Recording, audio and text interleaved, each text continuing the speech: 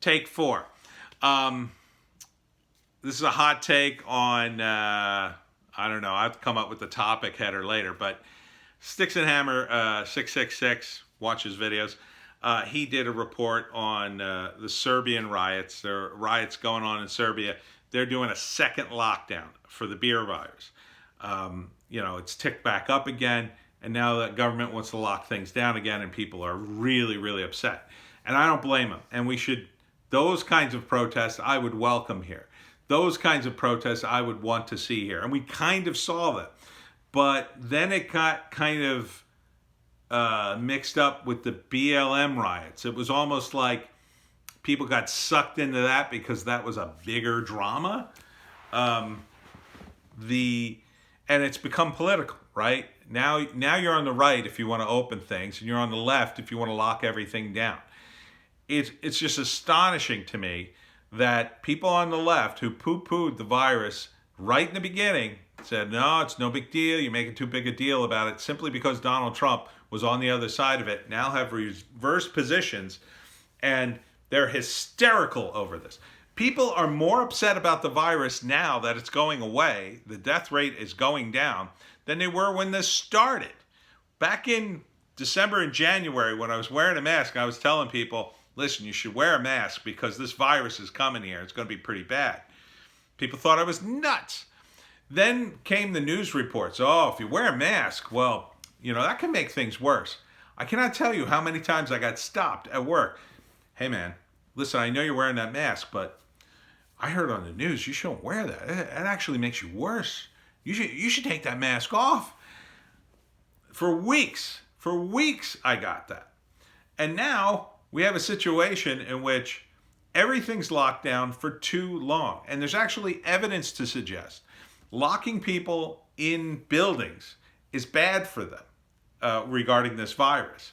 Now, we already knew from the Chinese that they have apartment buildings where the ventilation system wasn't right. It's not like here where there's all kinds of crazy inspections. Over there, like the ventilation systems would be for the entire building. They would go in and out of each other like all the apartments. So if a couple of people got the beer virus there and they were locked in the apartment, eventually it would spread for the entire apartment complex. It's kind of bad to be indoors with this virus. And the government is so slow to react, partly because they're just slow to react to everything.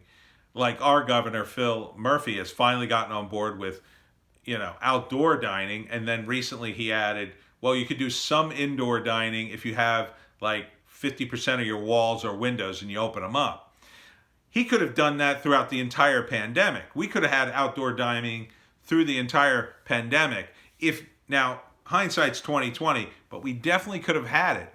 Starting at the moment when the DOD came out and said, this virus dies under ultraviolet light in temperatures above the mid-70s, which happened sometime in May during one of Trump's press conferences. But the other side of the political spectrum was so busy trying to censor him because his approval was going up, they didn't even listen to what he said. So now we have a situation in New York, which is just untenable. Bill de Blasio, as much as I'd love to recall Phil Murphy, I think Bill de Blasio really is the number one Democrat that should be recalled. He is a disgrace, an absolute disgrace. He went on CNN and laid it all out. Basically, all events are canceled except if you want to protest. That is an outrage. That you're allowing BLM protesters. Look, you want to allow people to protest, let all the protests happen. And let all the events happen. Or don't anoint BLM as, well, you can do whatever you want. This is an outrage. And I think it's partly to do with the fact that his daughter's in the mix too. This is a trend. She's young. She's caught up in the trend, I believe, as are all these young people. They just love the trend. The article I read yesterday, 14-year-old girl starting her own little organization in South Jersey. Oh, wow, I started seeing all these videos. They're all on Instagram. I said, we have to do this. That's not someone who's interested in racial justice to me. That sounds like a teenage girl who wants to get in on the trend, wants to be popular. That's what it sounds like. And that's what a lot of these protesters are. They're jumping on the trend. And the people who are deep into this, the Marxists, well, they're exploiting it as best they can. And one of the ways they're exploiting it is in Seattle. Did you think Seattle was done? No. Seattle just voted, their city council voted to defund 50% of the police. Keep in mind, they just had rampant crime and had to shut down the Chaz, and they had to call in the National Guard finally to get things quelled down. They're going to cut their cops in half. They're going to take 911 and adjust it. So when you call 911, you might get a social worker instead. They don't want you to go bother the cops because they believe that calling 911 is white privilege. That's part of the SJW dynamic. Oh, that's white privilege. Calling 911 is, well, everything's white privilege to these people, but that was one of the many articles on the internet about what white privilege is. And so you could just imagine what a disaster that will be. I'll tell you exactly what's going to happen. They will start sending social workers out on calls instead of cops in a lot of instances, and you'll see article after article touting how wonderful it is, how it's changed Seattle for the better, despite the fact that people are leaving in droves, the real estate market will collapse, and businesses are leaving in droves, and half the city is empty and the crime rate will soar. But they'll go on and on about how this is really changing the face of Seattle. And then one of these social workers will get killed.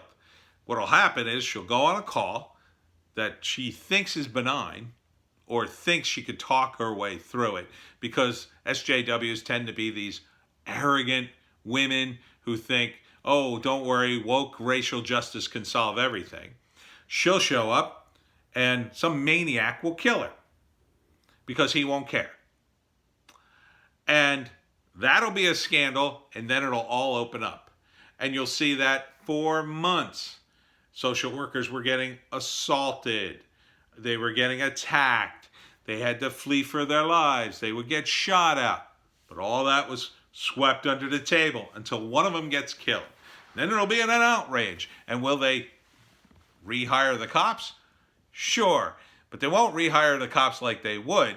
They'll rehire the cops to escort these social justice warriors to these various calls as a safety precaution. But that's basically what the Soviets would do, right? They had a military, but then you had to have some Communist Party members in the military to monitor, to make sure everybody in the military was being a good commie. That's exactly what it'll be like. So, you know, you arrive on a call and the cop turns to the social worker and says, listen, you can't go into this house. Let me go in and secure it. Let me call some more of the other cops so we can secure this for you. And she'll go, oh, no. I know better. I'm a social justice warrior. No, you'll trigger these people. Let me talk to them and see how they feel. And you know, I don't need you in there with your racism and misogyny and your transphobia. Let me go in and take care of it. I know what I'm doing. I have a gender studies degree. And then she'll go in there and get her face punched in. And then she'll be screaming. And then the cop will go in and have to save her, only now it's all effed up because now he has to go in an emergency, and now they're kind of ready for him. Maybe he gets killed or injured too. This is a nightmare. I think if you live in any major city, you really have to think about leaving, especially if you have a business. Sell now. If you have a Democratic administration, get out. Get out. These people are willing to sacrifice it all just to get Donald Trump out of office. I don't know what they've told these people. I don't know what they've promised these people, but they must have promised them the moon and the effing stars, that they are destroying their political careers over this. And I don't know what's going to be left. I can't imagine anybody in Seattle ever voting for these people ever again. Who knows? Maybe they'll go further left. Maybe all the sensible moderates and conservatives will flee Seattle. They already started to. And then they'll just go further and further left until they burn down the city and no one gives it a rat's ass. I don't know at this point. I really don't. I mean, who would want to go to these places? Cities used to be cool. Cities used to be the hub of culture and nightlife. Now they're just a mess. Why? Why are you destroying yourselves, Democrats? Bill de Blasio is destroying New York. He's destroying it. There's not going to be anything left. And I remember New York in the 70s. I mean, I was a little kid, but, I remember watching comedians talk about it, and I got the context. And I actually got taken to New York when I was a little kid, and we had to walk through Times Square back when it was old Times Square. I don't know why. I was just with my folks, and let me tell you something. It was like the movie The Joker. I mean, it was just like that. And there was guys on the street selling stuff like at every corner, every square inch of the sidewalk. There were just guys with tables, people hustling. It was the sleaziest place ever.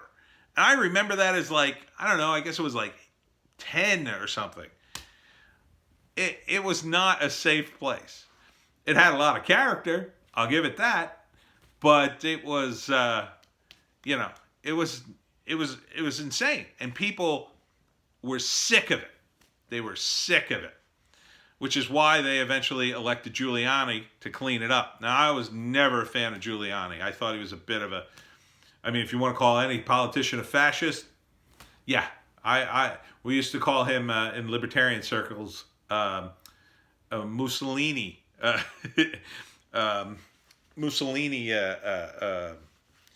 Mayor Mussolini, I guess it was. But, I mean, my God, these cities there's not going to be anything left. Is this the last play of the Democrats? Re-elect us, or we'll just destroy everything? Because I don't think you're getting re-elected. I really don't.